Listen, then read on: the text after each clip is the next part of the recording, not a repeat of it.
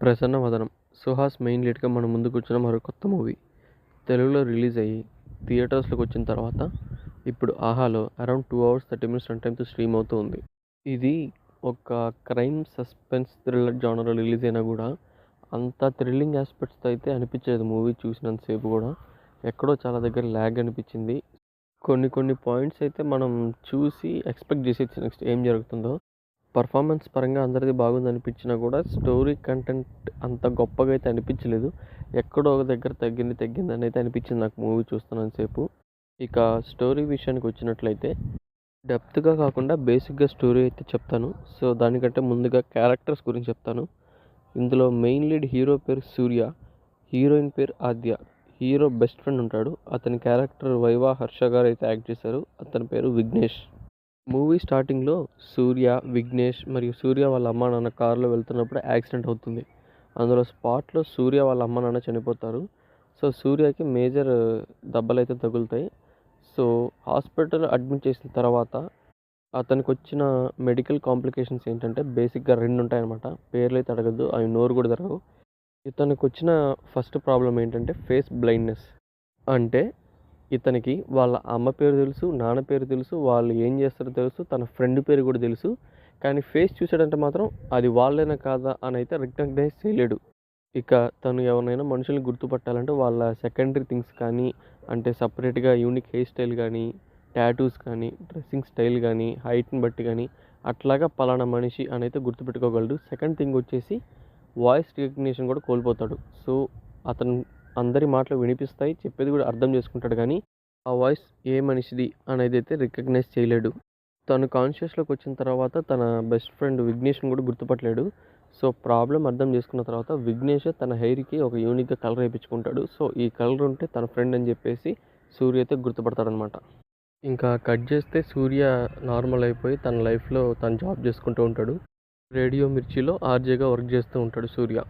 అలా ఒకరోజు తన ఆఫీస్ దగ్గర అనుకోకుండా హీరోయిన్ చూస్తాడు. తను ఒక ఓల్డ్ మ్యాన్కి హెల్ప్ చేస్తుంటే చూసి మంచి ఇంప్రెషన్తో బాగుంది అనుకుంటాడు. నెక్స్ట్ డే సూర్య ఏటీఎంకి వెళ్ళినప్పుడు ఆద్య కూడా అక్కడ ఏటీఎంలో వెయిట్ చేస్తూ ఉంటుంది. సో అక్కడ తనకంటే ముందు వచ్చేసాడని చెప్పేసి సూర్యతో గొడవ పడుతూ ఉంటుంది. సూర్య కూడా నార్మల్గా ఏదో ఒకటి మాట్లాడేసి వెళ్ళిపోతాడనమాట.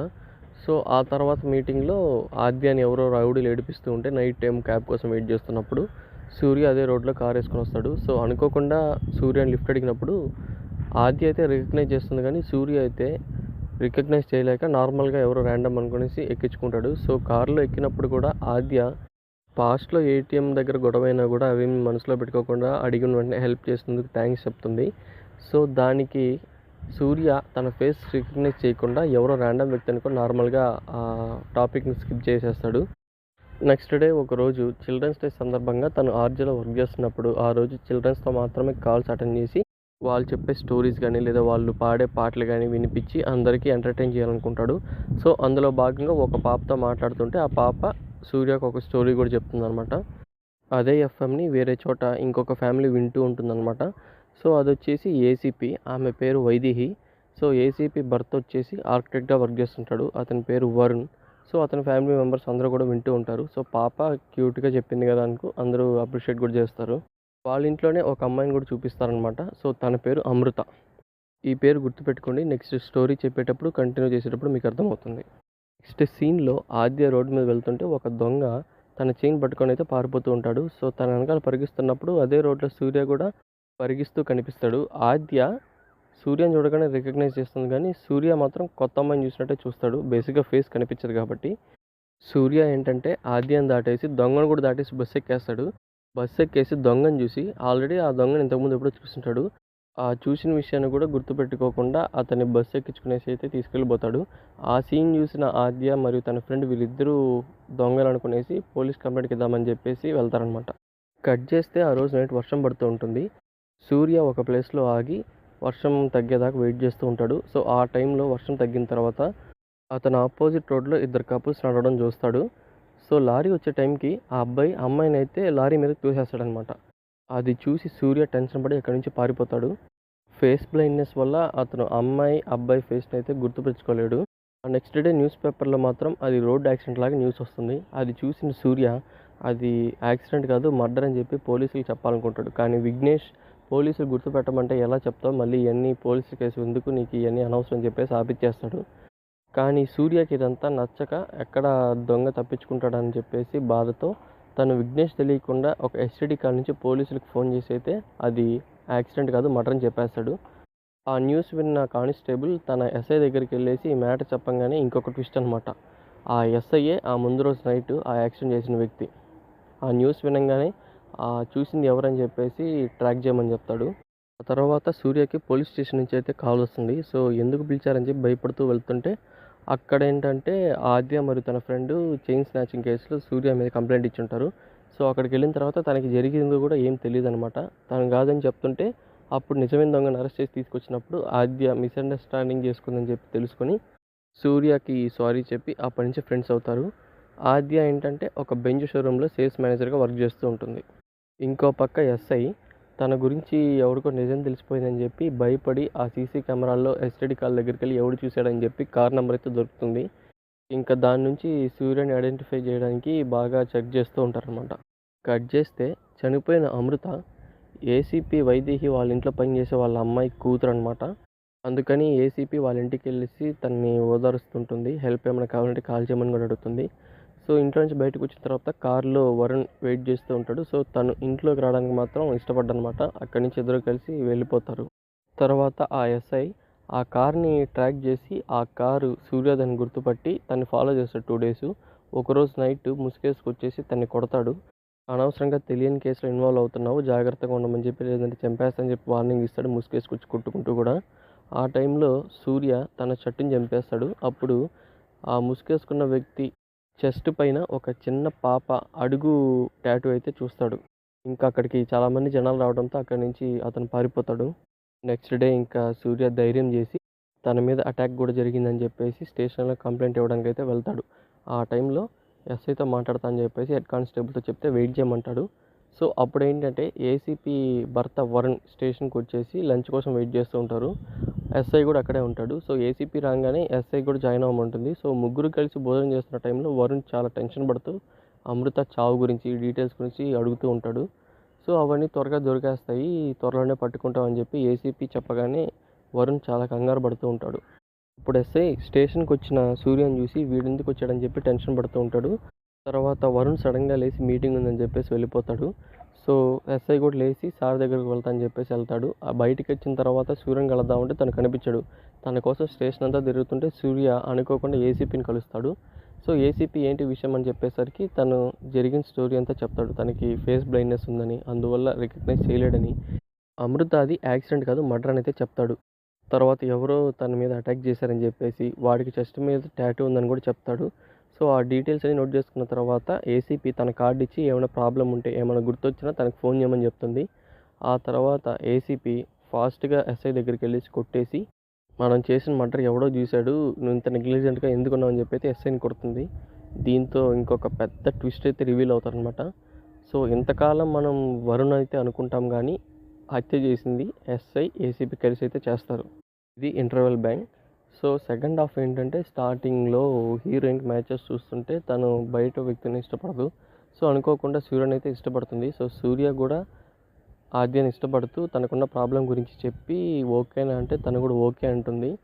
సో అలాగా వాళ్ళ లవ్ సక్సెస్ అయిన తర్వాత ఒకరోజు నైట్ అనుకోకుండా ఎస్ఐ మరియు కానిస్టేబుల్ వచ్చేసి సూర్యని అరెస్ట్ చేసి స్టేషన్ తీసుకెళ్తారు.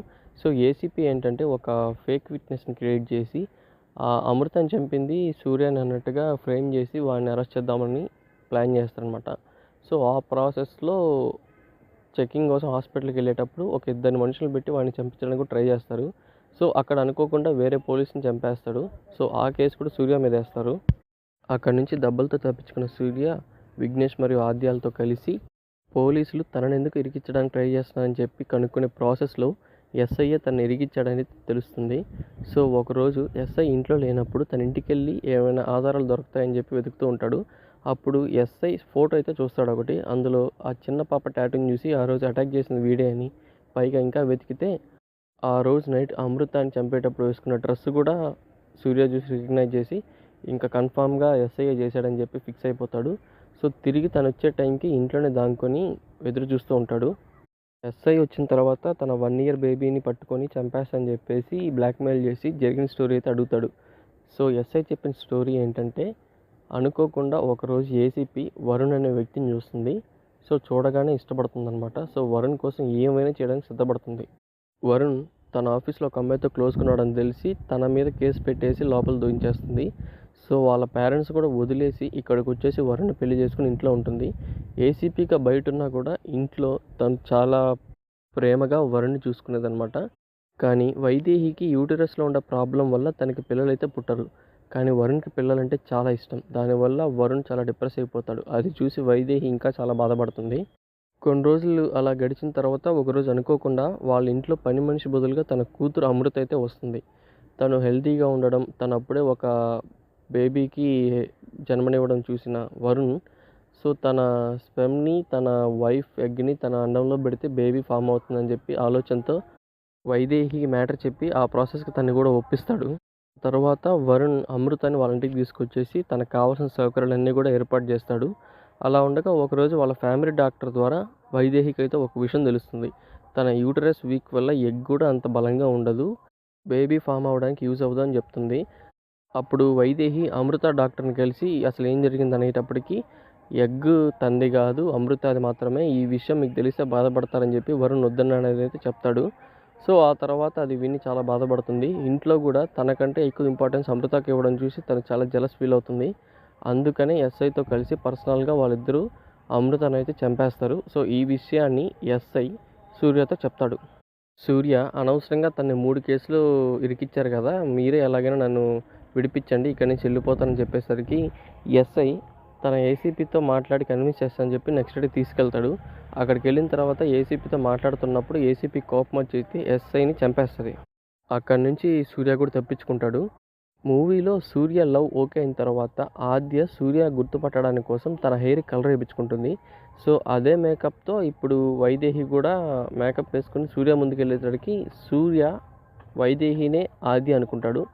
సో ఆ కన్ఫ్యూజన్లో తన మనుషులను పెట్టి సూర్యని కూడా చంపేద్దాం అనుకుంటుంది. అప్పుడు ఆద్య వచ్చి నిజంగానే హీరోకి హెల్ప్ చేస్తుంది. ఇంకా లాస్ట్లో రౌడీల నుంచి తప్పించుకున్న సూర్య ఆద్యాని వైదేహి పక్క నించొని నిజమైన ఆద్య ఎవరో కనుక్కోవడానికి చాలా ఇబ్బంది పడతాడు.